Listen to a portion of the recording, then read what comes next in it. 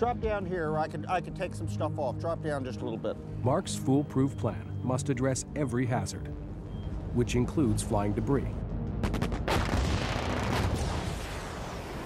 When Mark detonates the explosives, it will send chunks of concrete hurtling at high speeds toward the adjacent buildings.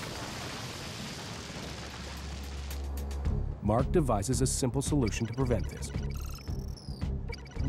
Covering the slots and tower legs with 2 layers of chain link fencing and geotextile fabric after the crew loads the explosives.